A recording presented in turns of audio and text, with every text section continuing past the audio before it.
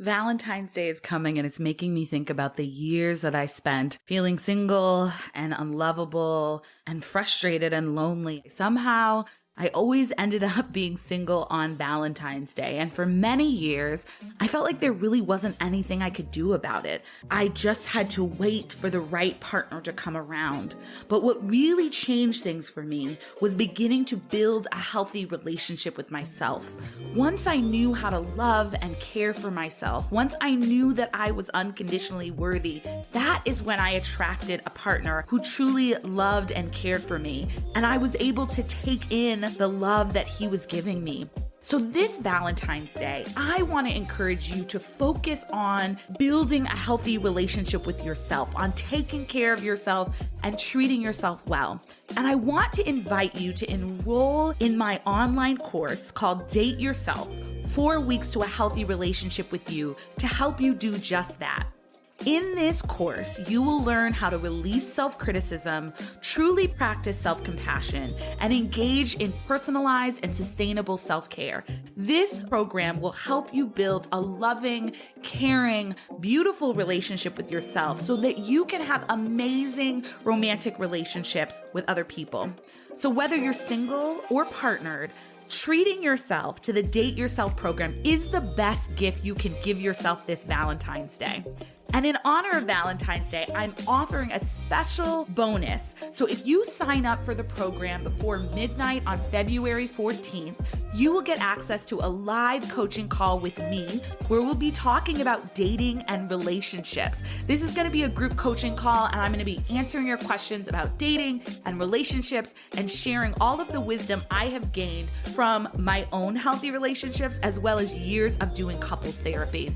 You can enroll and learn more by going to unconditionallyworthy.com/date yourself. I hope to see you there.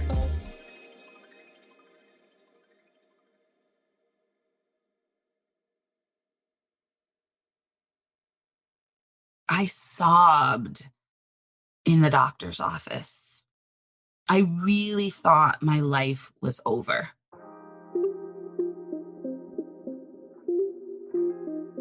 Welcome to the Unconditionally Worthy Podcast.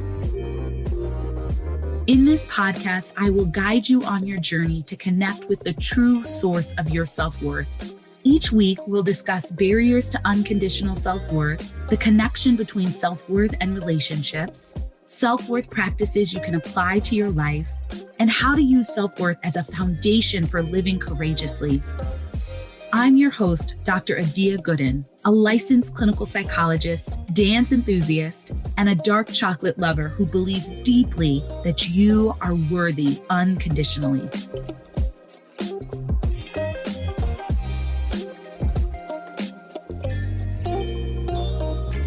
Hello, and welcome to episode 6 of Unconditionally Worthy, the podcast. I am so grateful that you're tuning in and are listening today. I think this is going to be a powerful episode. And if I'm being really honest, it's also going to be a hard episode for me to record because I'm getting super vulnerable about something that I experienced that had me stuck in overwhelming shame for a long time. But I'm sharing it because my hope is that me sharing my story and talking about how self-forgiveness helped to move me out of this shame will help you to feel less alone and will help you to feel like there is a pathway out of any shame you might be experiencing. So I'm going to start with the story. I'm going to start with what happened. And I want to tell this story, even though it's hard, even though I haven't shared it with many of my closest friends. I'm sharing this because I feel that when we share our honest stories of struggling with shame and embarrassment, we feel less alone. And we realize that these experiences don't make us less worthy. And so that's why I'm sharing this with you today.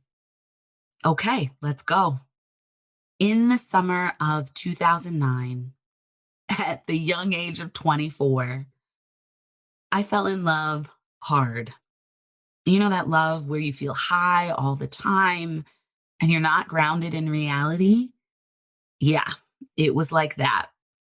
Looking back, I can see that what I was really experiencing was infatuation and that the relationship I had fell into the category of a summer fling. But at the time, my 24-year-old self thought it was forever. So I met this guy at a club in Chicago. I was out with my friends, he was out with his friends, and we had a night filled with dancing and not much talking. It was the perfect start to a lasting love story, right? Not so much. He was from Chicago, but lived in DC. And I had already been planning to go to DC that summer for a couple of weeks to spend time with my grandmother and with my friends who lived there. So it worked out perfectly. We met in Chicago. And then a few weeks later, I was in DC. And we basically spent every day together. And it was a lot of fun. We hung out on our own, we hung out with each other's friends. We just had a really good time. We were young, it was the summer, and we enjoyed ourselves.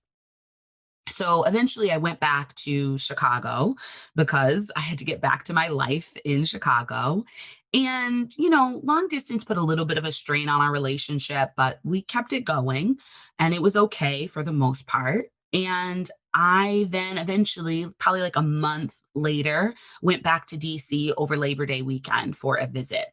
And when I went back to DC, I could tell almost immediately that something was off. When there's a shift in your relationship and what used to feel warm and connected and fun feels cold and disconnected? I couldn't put my finger on what had changed, but we definitely were not high on love like we had been over the summer. So day one was okay. I don't even know what we did. By day two, I felt really sick and I had no idea what was wrong. I had never felt sick like that before, but I did not feel good. And I just sort of ignored it. I wish I had listened to my body and gotten some medical care, but I ignored it. I ignored my feelings that something was off in the relationship. I ignored the signs that my body was not okay. I ignored all of this, and it had serious consequences. So at the end of the weekend, which was not a great trip, it wasn't a great visit, it was disconnected the whole time. I flew back to Chicago and I was not feeling good emotionally or physically. And then on top of that, I didn't hear from him for about a week. So that really set my relationships anxiety over the edge, right? I already sort of had this worry that I was unlovable, which I talked about in episode 2. But this not talking to him, not being able to reach him, not knowing what was going on, knowing something was wrong, feeling like maybe it was my fault, not being sure. I was so anxious and worried. And I'm not the type of person who like calls and texts a million times to try to reach someone. I just sort of like sit by myself worrying and feeling anxious and thinking that every time my phone buzzes, it's that person and maybe it's that person. And right, like I was so anxious and upset. And eventually I got in contact with him. Eventually I did reach him and he had nothing to say. I was like, what's been going on? I haven't heard from you for a week. Nothing to say. No explanation. Could not say, hey, I've been struggling or I've been stressed or I'm not feeling the relationship. He couldn't say anything. And I said, which I'm actually very proud of my 24-year-old self for saying this. I said, I can't be in a relationship with you like this, right? If you're not going to talk to me, if I'm not going to hear from you for a week, that's not going to work for me. And so I said, either we have to figure out what's going on and we have to talk about it and fix it, or this is not going to work. And he decided he didn't want to talk about it or fix it. So that was it. The relationship was over. And I was heartbroken. Eventually, I went to the doctor to get myself checked out. And I learned that I had herpes. That this guy who had just decided to end our relationship without any reason had given me herpes. genital herpes. I fell apart. I sobbed in the doctor's office. I really thought my life was over. I thought I would never have a relationship again. I thought I'd never have children. I thought I had to give up on the life that I had hoped for. Thank God for my kind, empathic Black female doctor who supported me when I was falling apart in her examining room. I was broken. I was so upset. The breakup and the intense heartbreak I felt, and the news that I had herpes triggered a depressive episode for me. I lost weight. I withdrew from friendships and relationships. I was drowning in shame. I can see now that my anger at this situation really should have been focused on my ex boyfriend. And I was angry at him, but mostly I turned the anger on myself. I spent the next several months going over what I had done wrong. What had I missed? I had asked him if he had any STDs, and he said no, but why hadn't I pressed for STD tests before we had sex without condoms? Why hadn't I picked up the fact that things felt off between us on that trip? Why hadn't I gone to the doctor immediately when I felt sick on the trip? Why hadn't I protected myself from this happening? Why was this happening to me? I had always feared that I was unlovable. And now I had the evidence that I believed proved that no one would love me.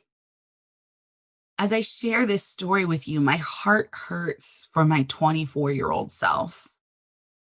I was in so much pain and I felt so worthless.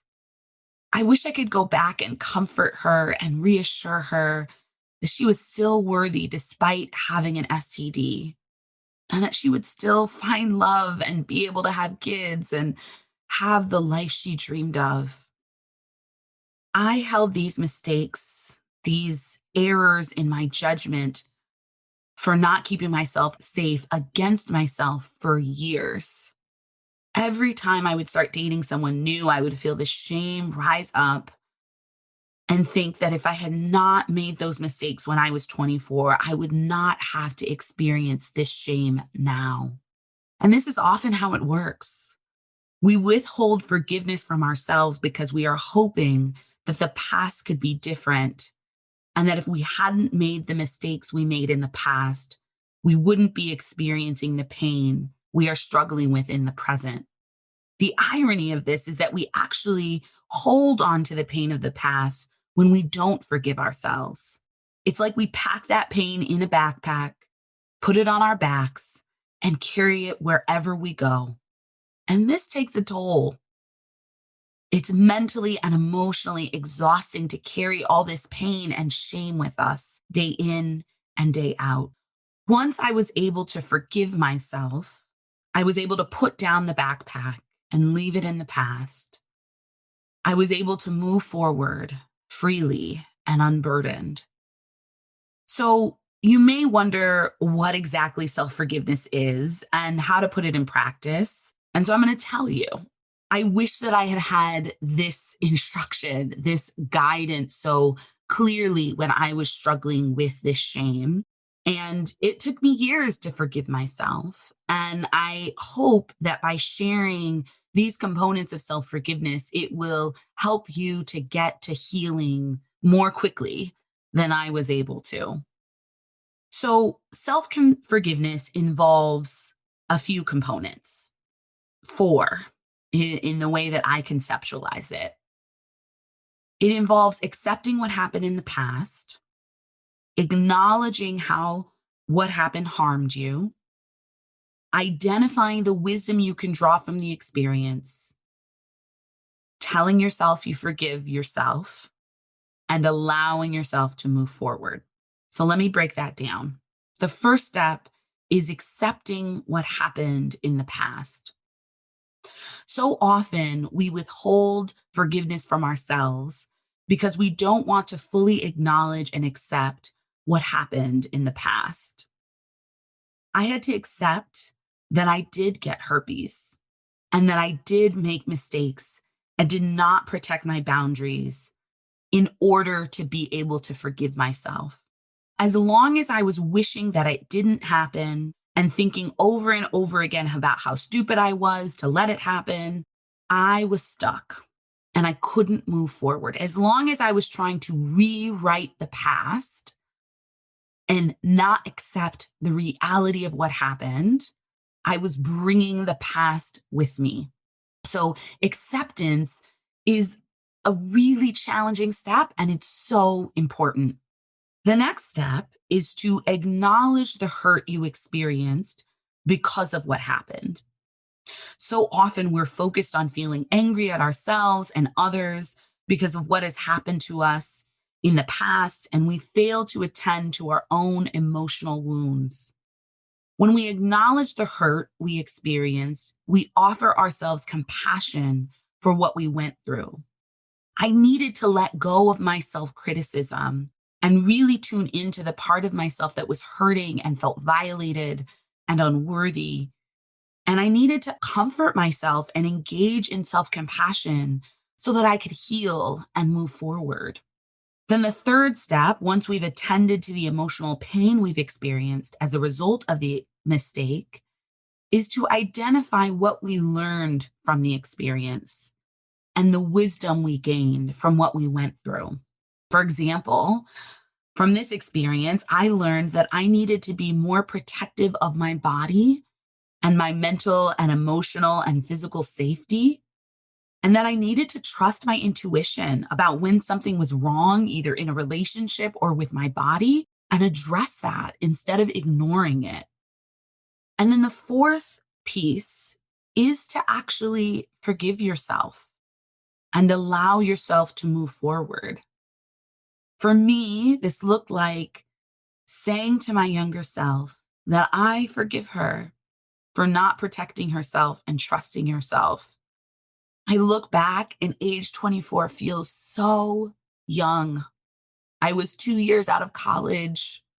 Honestly, 24-year-olds' brains aren't fully developed. Their decision-making isn't fully developed. And so I think about my 24-year-old self and I tell her, I forgive you for not fully knowing how to protect yourself. I forgive you for feeling like you had to do things you didn't want to do, maybe because you felt unworthy and unlovable and you were trying to prove all that. I forgive you, Aliyah. And I'm grateful for the wisdom I gained from it, for learning to protect my boundaries, learning to talk about sex before having sex with a partner, learning that I need to prioritize my health and my safety. And then I allow myself to move forward. This is a process. These are practices that can be returned to as often as needed. You could use them as reflection exercises if you like to journal. You could just spend some time thinking about them. Self-forgiveness is a process that can be painful at times and difficult because we get connected to the pain we experience. We look at things instead of a lens of how can I fix or change the past? We look at it from a place of this is what happened. How can I accept it? And so I encourage you to take this process slowly, to be easy with yourself in the process. Healing takes time and it shouldn't be rushed. So practicing self-forgiveness helped me to connect deeply to my unconditional self-worth. Through self-forgiveness, I learned that even though I had contracted an STD, and what happens to be the STD that everybody likes to make jokes about, even though I had gone deep into shame, I was still worthy. I was still worthy of forgiveness, and I was still worthy of love and care. I had partners who've helped me along the way with this process. Every time I told someone I was dating that I had herpes and they didn't recoil in terror, I was able to forgive myself a little bit more. I was able to see that other people did not see me as an untouchable monster and that they could still love me. Sometimes it is when we experience the worst thing that we connect with our unshakable humanity, that we know we are worthy even in our lowest moments. Forgiving myself was a doorway into my self-worth because it helped me realize that without the conditions of being perfect, I could still connect to my humanity and the fact that I was worthy of love and care. Forgiving myself is what helped me to understand the meaning of unconditional self-worth. And I want that for you too. I encourage you to put self-forgiveness into practice so that you too can experience the power of it for yourself. When you have some time, sit down and reflect on whether you are still holding on things from your past, whether there are things that you are holding against yourself and that are keeping you from feeling worthy. Often these things are from major mistakes or failures or traumas that we've experienced, and they cause us to feel less than human. Once you've identified something you need to forgive, walk yourself through the 4 steps of accepting what happened, acknowledging your feelings, identifying the wisdom you gain from the experience, and allowing yourself to move forward. Take as much time as you need with these practices and return to them as often as you need to. This healing process shouldn't be rushed. And please remember to be gentle with yourself. If forgiveness allowed me to move forward from having herpes, it can help you move forward from whatever you might be holding against yourself, from whatever shame you might be struggling with. My sincere hope is that this podcast episode gives you hope, that it helps you to know that you're not alone, and that it helps you to know that you too can be freed from whatever happened in your past, and that self-forgiveness is the key. I believe you are worthy, no matter what you have done, no matter what you have experienced. You are still worthy unconditionally. And I want you to join me in that belief about yourself. So thanks so much for listening this week. And stay tuned for the next episode, which is going to be about how tapping into our unconditional self-worth sets us up to live the life of our dreams.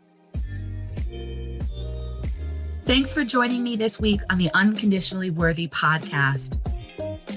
Make sure to visit my website, dradiagooden.com, and subscribe to the show on iTunes so you'll never miss an episode. You can also follow me on social media at Dr. Adia Gooden. If you love the show, please leave a review on iTunes so we can continue to bring you amazing episodes.